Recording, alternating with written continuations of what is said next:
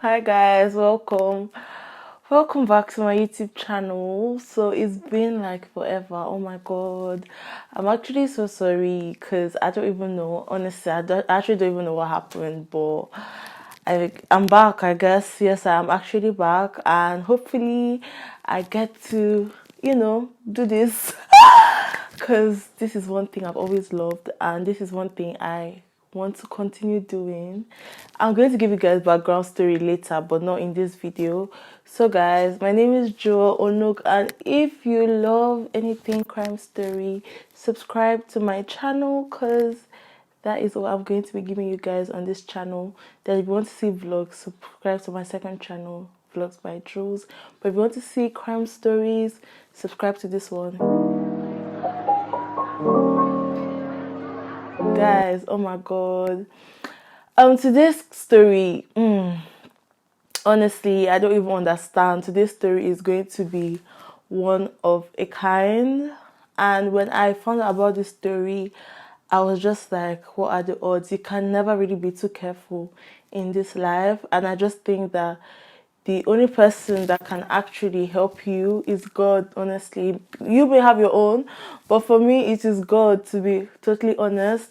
And secondly, this story time, this true story, it's not like a story time because this is true crime. So this true crime is mainly for educational purposes, and everything said here is everything I got from the internet. This is not to offend anybody. I'm just here trying to deliver this story to you guys. I love my life. Thank you. So guys, we're going to talk about the bathtub killer today. Oh my god. The bathtub killer, this is a very infamous crime. This crime is so infamous. This crime is a wicked crime. Not like all crimes are not wicked, but this crime is wicked. This crime is abominable. This crime actually it almost went unsolved for several years. The bathtub killer was known to be absolutely brutal. He left so many families devastated, and actually some victims that actually survived this, it took a lot for them to actually, oh my god guys, I say actually a lot, and this is getting so irritating. And people that actually survived his heinous crime, it actually took a lot before they could get themselves back together. I'm actually here to tell you what exactly happened to the bathtub killer and what happened during his crimes. What are the crimes he actually committed? And I'm saying actually again. So let's get right into this story. In 1996, there was an apartment in Texas that was home to two killings just several months apart. And it took the police like several years, several months, and several innocent victims before the killer was actually apprehended. So let's go back to 1996, the year I was actually born. September 17, 1996, in a place called Arlington, Texas. There was this man named Tanku who was headed home from work to his apartment. And this apartment he actually shared with his fiance, and his fiance's name was Christine. So normally, okay, Christine was a third grade teacher, and on every normal day, first of all, Christine would be the first person to get home before Thang. So as usual, Christine would be home, then Thang would join her because obviously they had separate jobs. So this day, Thang went home, and then when he went home, he tried using his keys to open the door, and then he found out that he wasn't able to open the door, and he was wondering, like, this has never happened before. This is totally out of character for Christine. Like, she always, his key always works with the door. Then he found out that the problem is not with his key, the problem is with the deadbolt. So inside the apartment, there was a deadbolt that was bolted in the apartment, and that was going to enable him to go into his apartment. So he's wondering, why did Christine actually use the deadbolt? Because this is totally out of character for Christine, because they're actually sharing the apartment together. So why would she be using the deadbolt to bolt the door? And he's thinking, he's like, let me just go downstairs and let me just go and wait. Maybe she's taking a shower or something. So Thanku goes downstairs and smokes a couple sticks of cigarettes. And he's like, okay, maybe by this time she'll get dressed, she'll be okay, and then she'll open the door, maybe the door will be opened.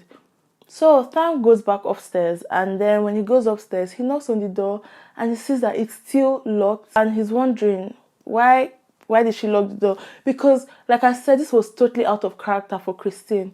So Tang goes downstairs to the gym facilities, and then he calls Christine, and he calls the line, and obviously there's no answer.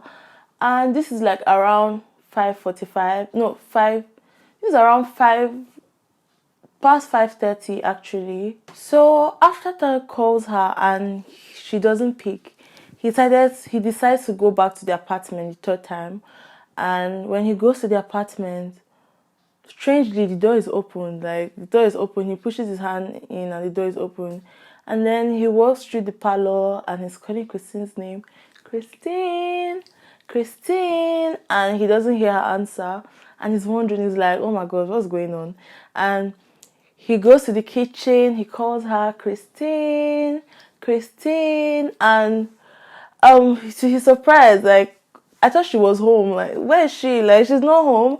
And then he goes to the bathroom, and what he sees makes him, like, I don't even think that guy is ever going to forget what he saw in the bathroom that day. So when he walks into the bathroom, he sees Christine in the bathtub, hog-tied with duct tape, her hands to her back, down to her leg, and I think to her neck too.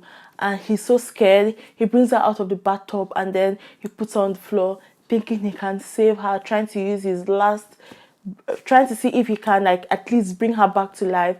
And then he just realizes that he's too late, and he's so devastated. He runs out, he's screaming, he's crying for help. He doesn't even know what to say. He's out of breath, he's screaming, like, he's wondering, like, oh my god, what just happened? Oh my god, what just happened? And then when he could get his breath back, he decides to call 911. When he calls 911, he's telling the person on the phone, bring somebody right away. He's trying to tell the receiver that the receiver should send somebody to come to the house right away.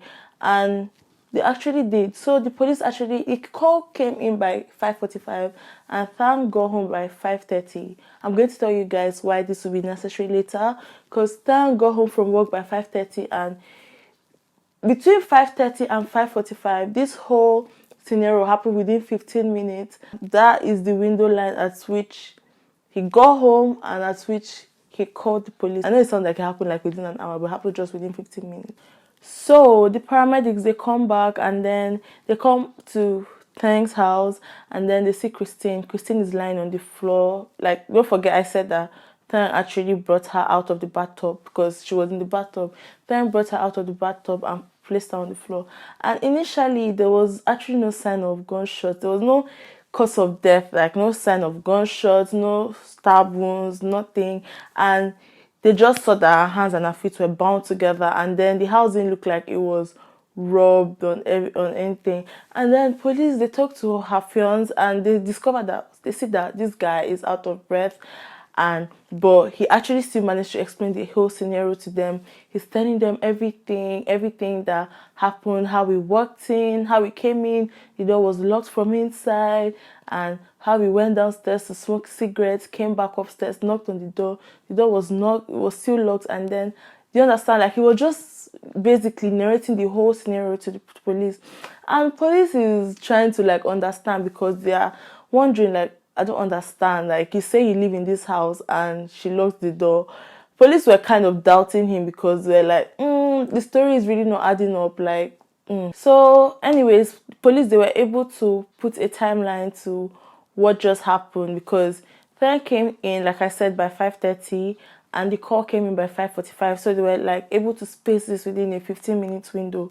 So Tang gave his own version of the story, and like I said, the police they were not buying it, because they're like, how would you say that you live in the same house with your fiance and then she locks the door from inside? Like, are you guys really not comfortable? This is somebody you're about to get married to, so why would she lock the door from inside?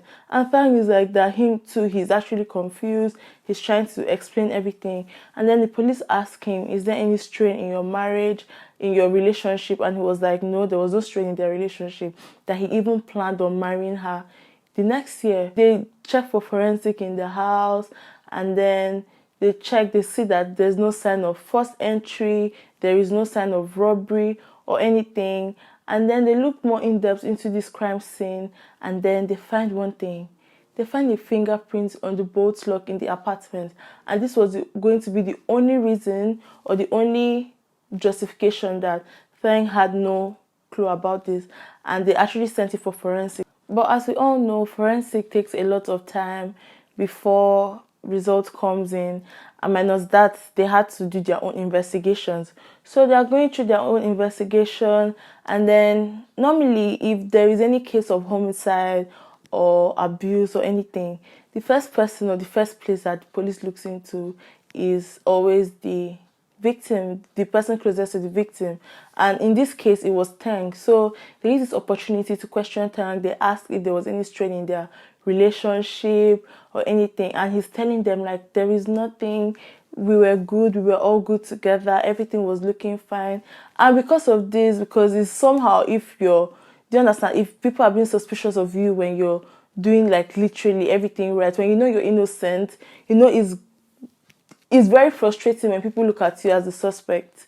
Talk more of in a murder investigation. So Frank does his possible best to cooperate with the police. He gives his fingerprints, anything they ask, his sperm, everything.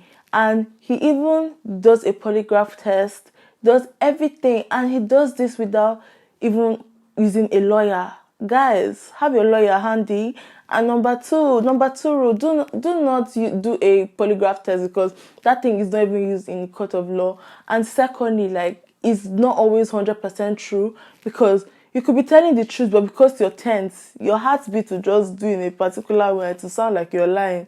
So polygraph tests are not used in the court of law. So literally, it really doesn't make sense. Don't do a polygraph test, and whatever you want to do, consult your lawyer, please, because then he actually did everything. And because he was being so cooperative with the police they were beginning to ease off their suspicion on him, and they were looking elsewhere. So they now decide to go to Christine's home to tell the police about everything that happened and everything that's going on. So they go to Christine's home, and then they tell Christine that, they tell Christine's family that, they even investigated Thang, and Thang said that no, there was no strain in their relationship, and he was even planning on marrying her the following year. And Christine's family, they are surprised. They're like, marrying her the following year, how? Like, they didn't understand, because they had never ever heard Christine talk about marriage. And minus that, her elder sister was like that. She spoke to Christine earlier that week, and Christine said she didn't want to get married early. I forgot to say Christine was just 25 years, so they're actually surprised that Feng said that they already made marriage arrangements. But at the same time, I'm not going to blame Feng. I've been in a relationship. I was in a relationship for 2 years, and the guy used to say that he was going to get married to me in 2 years if we were together. And I never went to tell my dad that, oh, see, this guy said he was going to get married. Oh, I'm kind of engaged. So maybe it was just normal talk. Maybe it was not like something that maybe she had put in her mind or she had expected. Do you understand? I don't know if you understand where I'm coming from. So this just makes police wonder, if Tang is lying about this, something as small as this, what else would he be lying about? But then they cleared everything, and I'm going to tell you guys how everything was cleared. So the autopsy result comes out, and they find out that Christine died by manual strangulation with drowning, and she was also sexually assaulted. And apparently, the person that assaulted her, you guessed it right, the person that assaulted her actually left his DNA in her. So, like I said, Tang, he gave everything. He gave his DNA, he gave his blood, he gave his sperm, he gave everything. And then when they found out that it was not a match with Tang and the culprit, so they put it into the database, and they can't find anybody, because they find out that the person that has actually assaulted Christine has never been convicted before. So now this was going to be something they were going to be puzzled about, and the investigators, they worked tirelessly on this case, but there was nothing that was fertile. So as usual, as every case that doesn't get a breakthrough does, it goes cold. So Christine's case went cold as expected. That same year, 24th December 1996, just a day before Christmas, around 11 p.m., the authorities actually received a phone call, and this was still from the same apartment. I forgot to say the name of this apartment was Pear apartment complex. So they received a phone call from this same apartment, and this was the apartment, don't forget, that Christine and Thay actually lived. And the police was informed that a woman named Wendy Prescott was actually found dead in her apartment. So police make their way to the apartment, and then they realized that what they just saw was a repetition of what they had seen like 4 months prior. Don't forget, she was naked, she was bound with duct tape, hogtied, and hands to her back and her leg, and she was found in the bathtub. And police, they were like, okay, this reminds us of what we saw like 4 months ago. Remember? This reminds us of Christine. So at this point, they are perplexed. They are like, okay, either the person lives in this apartment, or the person knows somebody in this apartment, or the person just knows their way around the apartment. But everybody seemed so innocent. The person that actually found Wendy Prescott, the person that actually found Wendy was her uncle and auntie. So apparently, that day, Wendy was meant to go for a Christmas party. This was an annual event that happened every Christmas Eve in their house. Wendy, she lost her parents when she was small, when she was young and everything. So, as usual, her uncle, her whole family, they were expecting her to come. And it was totally out of character for Wendy not to show up for this event. So, her uncle and her auntie, they actually drove to her elder sister's house to get the spare key to her house to find out, okay, what's going on.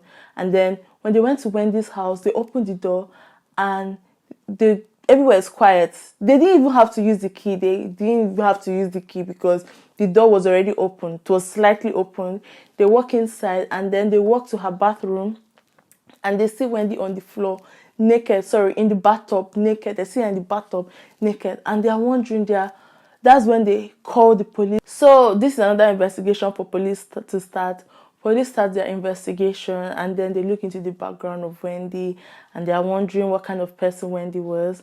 First of all, Wendy was a teacher, just like Christine, and she kind of was built like Christine. So the police, they were thinking that, okay, now this serial killer, he actually had a type.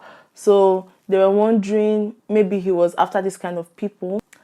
And another thing is, Wendy and Christine, they actually did not know each other. Wendy just moved into the apartment after Christine had died. I don't even know if she actually even knew that somebody was living there and somebody was attacked. I don't think she knew. It was not stated. I tried to search if it was there, but it wasn't stated. I didn't say anything like that. So as usual, as what will ever happen, this created panic in Pear apartment.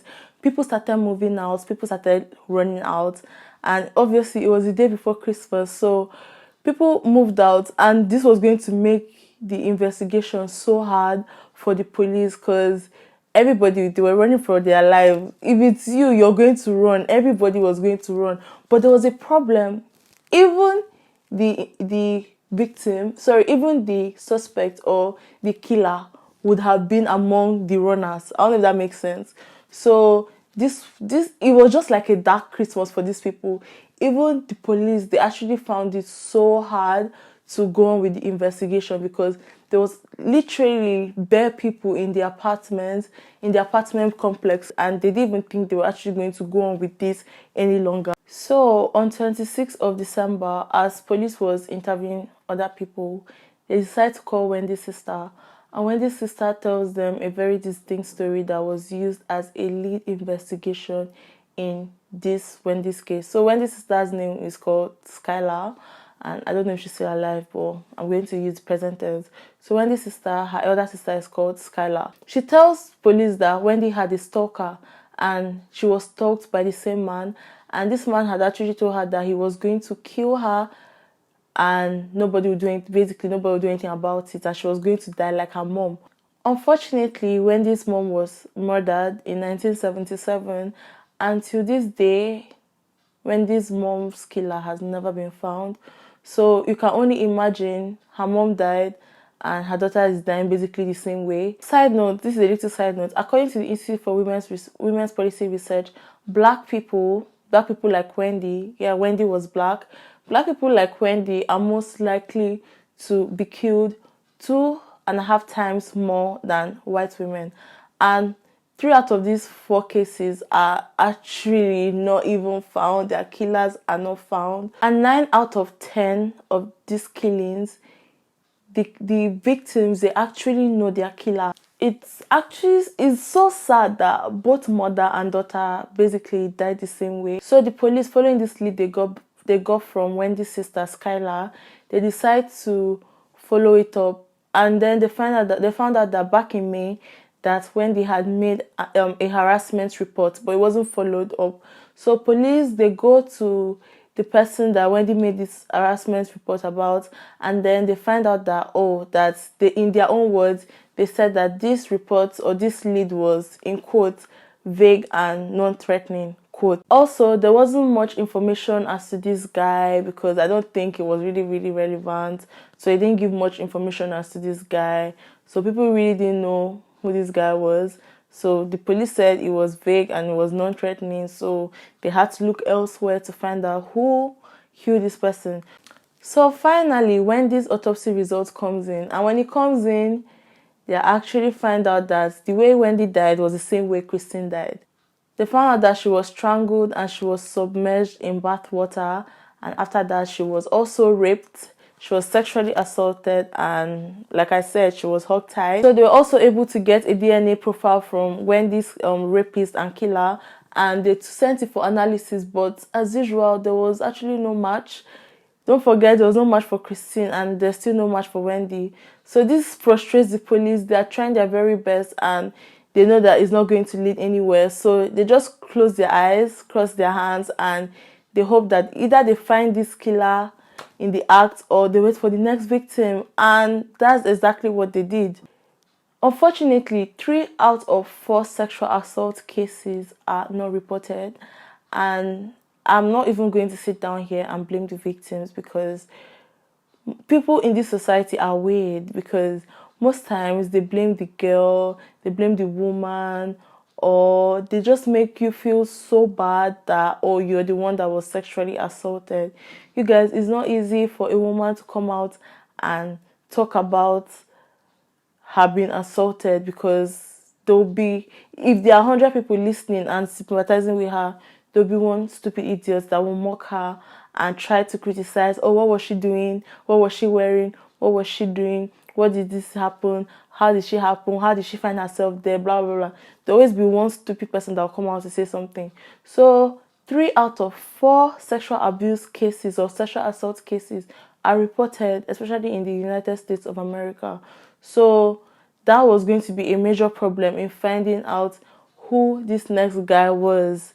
But they just hoped and they hoped and they hoped. So they go back to Pear Tree apartment, and when they go back to Pear Tree apartment, the police, they're actually very sure that, yes, that, oh, the killer is there. Like I said, either he knows his way around the apartment or he's walked around the apartment, he knows he stays there, or he knows somebody that stays there.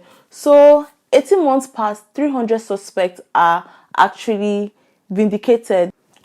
On February 23rd, 1999, there was a phone call that came through to 911, and it was a girl called Chima Benson. It was from University of Texas, Arlington, from a sorority house. So it was from a girl called Chima Benson, and this girl called the police, and she told the police that she was sexually assaulted and she ran for her dear life.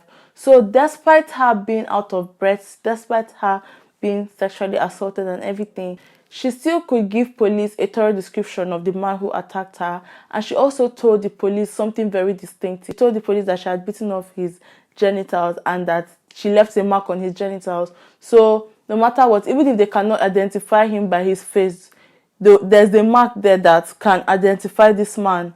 So the police, they start their investigation because they have to find this man before he goes to attack another victim. So Chima describes this look to the investigators, and she said that he's between 22, he's an African American man between the ages of 22 to 24, and that he was larger built. He had a large build, and he was between 5'8" to 5'10" in height. So the police begin to search for this man, and they begin to hope that finally they find the man who's been tormenting women and killing women after raping them. So a detector on this case actually got a phone call from a woman that said it should have been me. And police asked her, like, what are you talking about?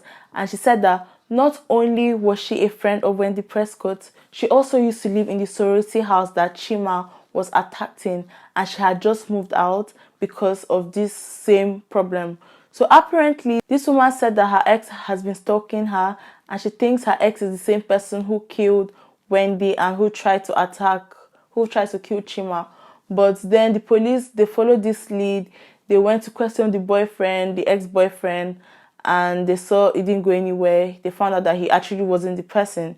So they are back to square one, trying to find out who is the person that actually did this. So the DNA from Chima's body was taken because, like I said, Chima was sexually assaulted, but before she was killed, she bit off his dick.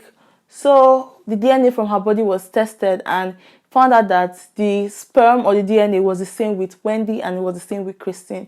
So the police, they knew that, oh yes, that they had just one person that they needed to take, because it would have been so much stress if there was two different people, because now they'll be looking for two serial killers, but now that they are sure that, oh, it's one person, they're not looking for one serial killer, which kind of made their work easy, I think. So basically, they are out here looking for one serial killer. So this makes the police to broaden their case. So the police, they broaden their case, and now in their search, they're looking for people with wounded genitals, and then they also visit like old cases, old unsolved cases, to find out if there are any suspects there.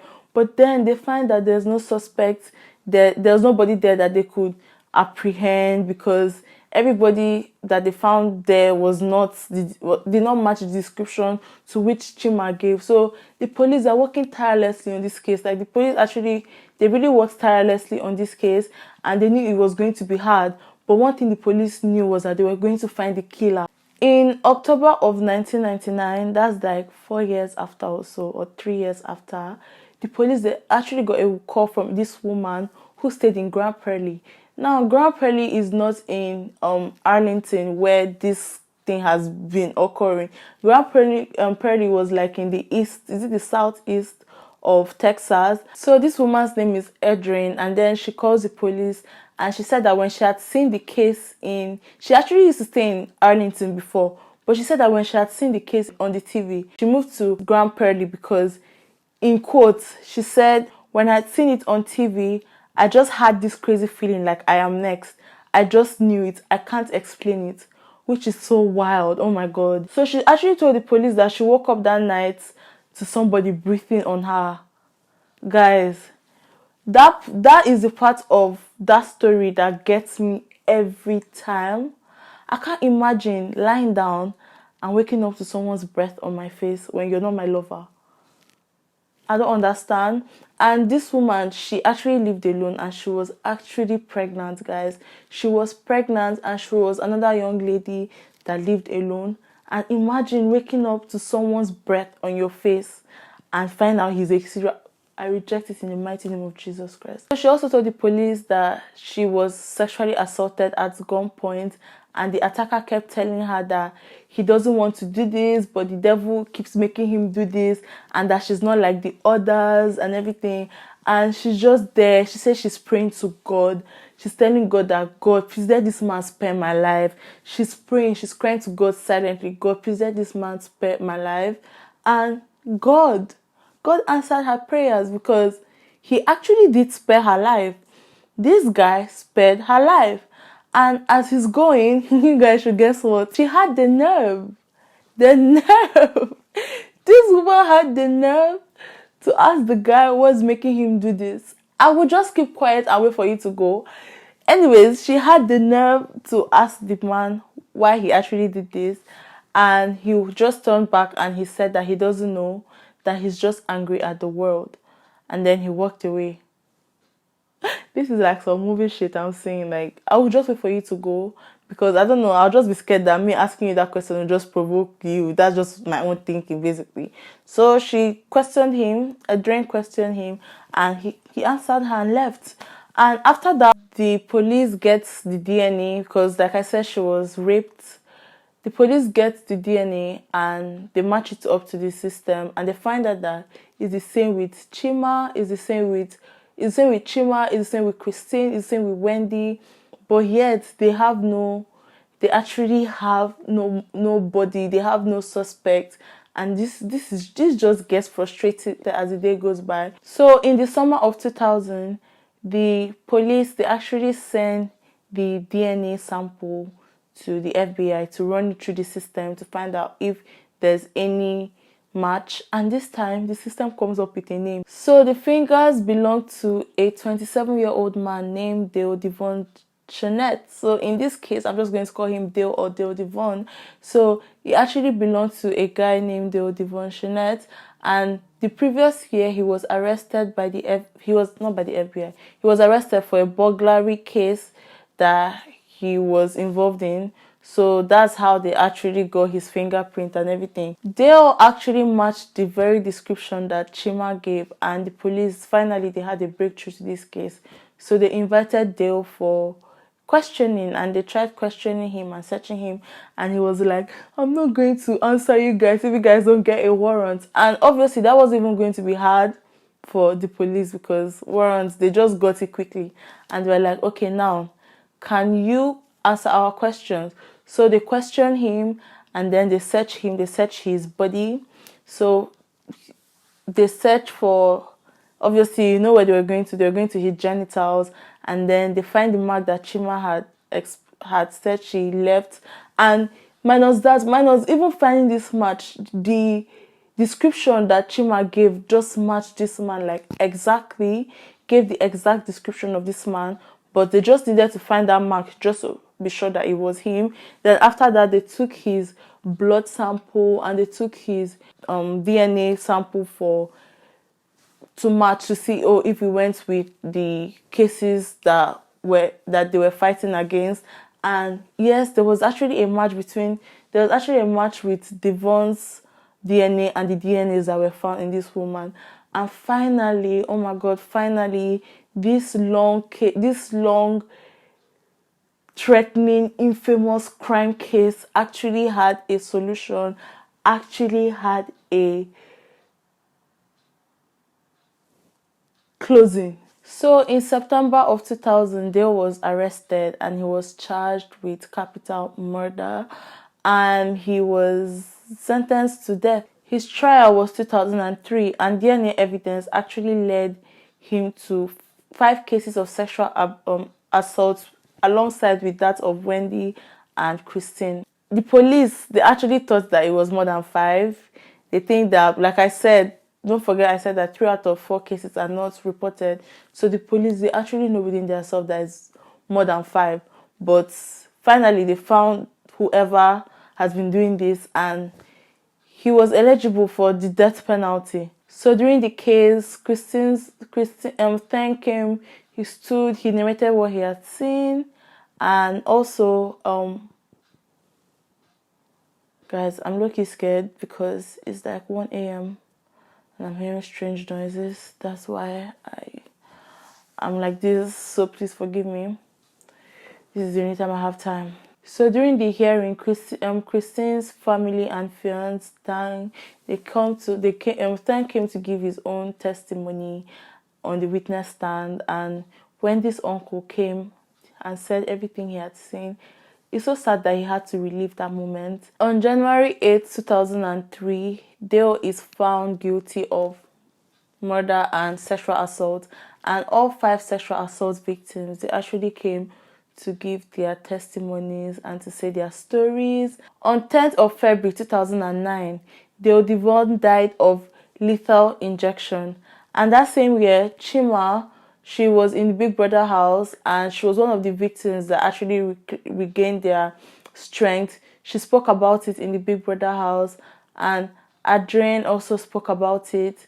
She was glad she went out of that alive. In her words, in 2015, Adrienne said that she's glad that she actually told her story, because she told her story to uplift people to know that there is life after trial. So guys, that ends this case.